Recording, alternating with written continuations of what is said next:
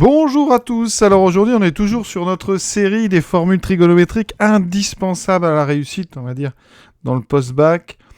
On en a déjà fait pas mal, on a vu les formules d'addition, des formules de duplication, des formules avec des tangentes, et là on va attaquer ce qu'on appelle les formules de linéarisation. Alors la démonstration, les démonstrations, vous allez le voir, sont assez simples, elles nécessitent par contre de connaître par cœur vraiment les formules qu'on a appelées les formules d'addition, que j'ai rappelées en haut ici à droite, donc cosinus A plus B, cos A moins B, sin A plus B et sinus A moins B. Voilà, avec des petites additions, vous allez voir, on arrive à trouver des nouvelles formules qui permettent de transformer un produit, donc de cos, sin, sin, cosinus ou cosinus, sinus, en une somme de deux de ces fonctions trigonométriques. Et donc, l'intérêt, il y a plusieurs intérêts, mais par exemple avec le programme de terminale, quand vous aurez appris à faire de l'intégration, ça peut permettre d'intégrer des produits, par exemple, de deux cosinus, en transformant ça en une somme de simples cosinus. Voilà. Donc, linéarisation. On est parti donc, pour la démonstration de la première.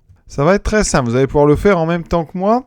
Alors tout d'abord, on réécrit les formules d'addition du cosinus A moins B et la formule donc de cosinus A moins B. Pourquoi ces deux-là? Parce que quand on les utilise, ces formules, on fait apparaître cos A, cos B. Bon, on fait apparaître aussi sinus A, sinus B. Mais dans la formule de cos A moins B, on a encore cos A, cos B, mais on a plus sinus A, sinus B. Et c'est toute l'astuce, c'est qu'on va, et vous allez voir, c'est vraiment très simple, on ajoute les deux formules. Donc à gauche, je vais avoir cos A plus B plus cos A moins B. Et qu'est-ce qui va me rester à droite? Eh bien, les deux produits de sinus vont s'annuler.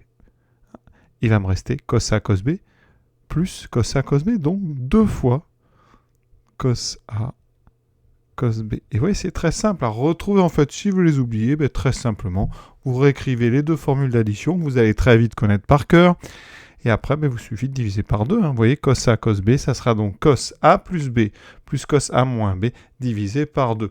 Alors l'ordre ici, j'ai mis cos A moins B plus cos A plus B. Vous pouvez mettre cos A plus B plus cos A moins B. Évidemment, c'est la même chose. Petit exemple, vous voyez, si dans une fonction vous avez cos x, cos par exemple 3x, vous appliquez, ça fera 1/2 du cosinus de la somme plus le cosinus de la différence.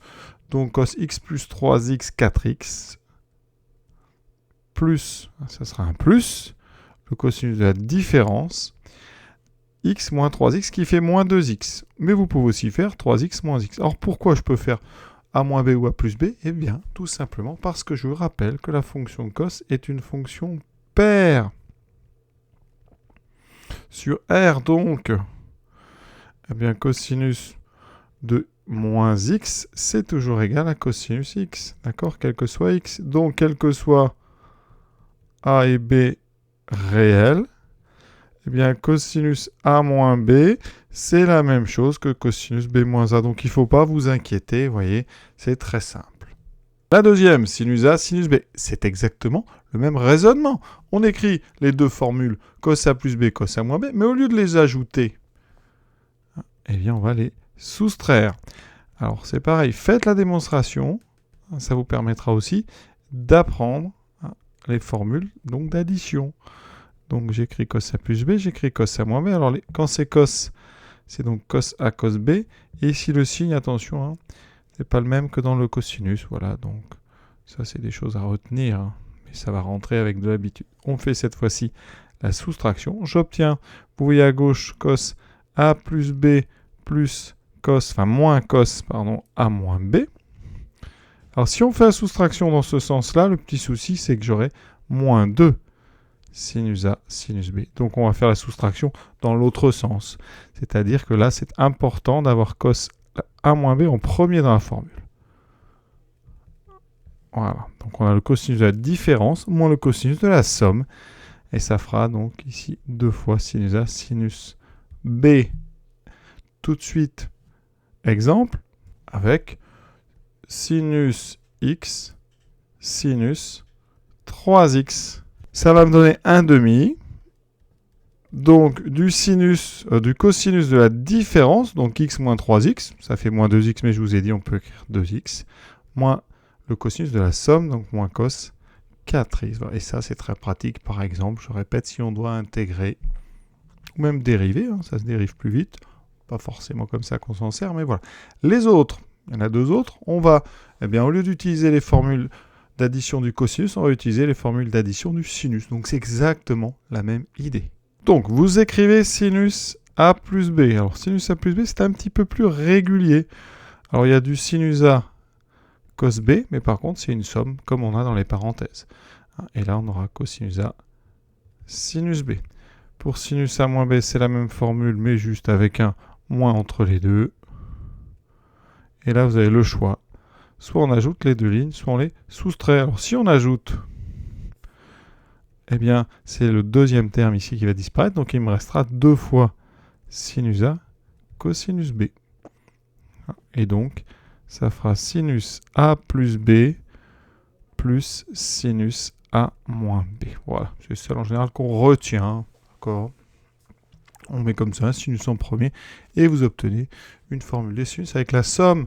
Exemple tout de suite, si on a sinus x fois cosinus 3x, eh bien ça fera 1/2 du sinus de la somme, donc 4x, plus le sinus de la différence. Alors la différence ici, c'est x moins 3x, ça fait moins 2x. Alors là, c'est plus embêtant, parce que le sinus est une fonction impaire.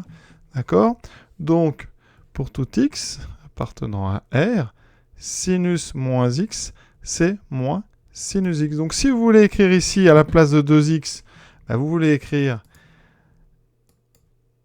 donc 2x à la place de moins 2x, eh bien, il faudra sortir le moins. Et là, vous allez tomber finalement sur l'autre formule que vous aurez appliquée en écrivant non pas sinus x cos 3x, mais cos 3x sinus x. C'est la même chose.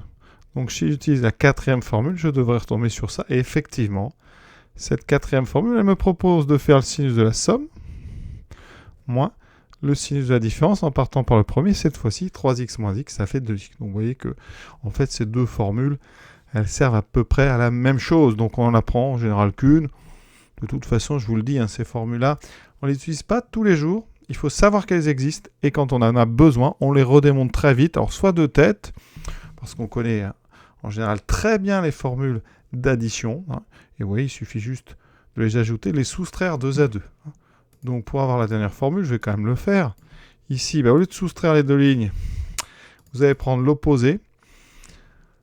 Mais en commençant, un peu comme tout à l'heure ici, on va tout de suite faire la soustraction. Ça marche direct, oui. Avec le sinus, c'est plus facile parce que le plus est là. Donc, quand on fait la soustraction, le sinus A cos B disparaît. Il me reste 2 fois cos A sinus B. Tout de suite, on n'a même pas un moins devant. Et vous trouvez donc ici sinus A plus B moins sinus A moins B. Il reste à diviser par 2. Donc, vous voyez, très très simple. Ces 4 formules, pour l'instant, n'essayez pas de les retenir. Il faut par contre savoir qu'elles existent. C'est indispensable. Et savoir les retrouver très vite. Et si vous êtes dans un domaine où il y en a besoin souvent, elles vont, de toute façon, vous allez vous habituer, elles rentreront toutes seules. Imaginez, par exemple, vous deviez calculer cette intégrale. Donc, on a du sinus 2x cos 3x. Difficile pour trouver une primitive. Eh bien non, parce qu'on va utiliser nos formules. Et on va utiliser la troisième. Donc, c'est un produit sinus-cosinus. Donc, vous aurez 1/2 fois donc, le sinus de la somme. Donc, ça fera 2x plus 3x, 5x. Plus le sinus de la différence en commençant par le premier, 2x moins 3x, donc sinus moins x dx. Si ce moins vous gêne, eh bien vous le sortez. Vous pouvez même mettre le demi devant. Et donc vous aurez ici sinus 5x moins sinus x. Vous voyez qu'ici, pour trouver une primitive, c'est beaucoup plus simple, parce qu'une primitive de sinus 5x, c'est moins cos 5x avec une division par 5, donc moins 1 cinquième. Et ici, moins sinus x, une primitive, c'est cosinus x, voilà. Et il n'y a plus qu'à remplacer par d'abord pi sur 2 et ensuite par 0. Alors, on va quand même le faire.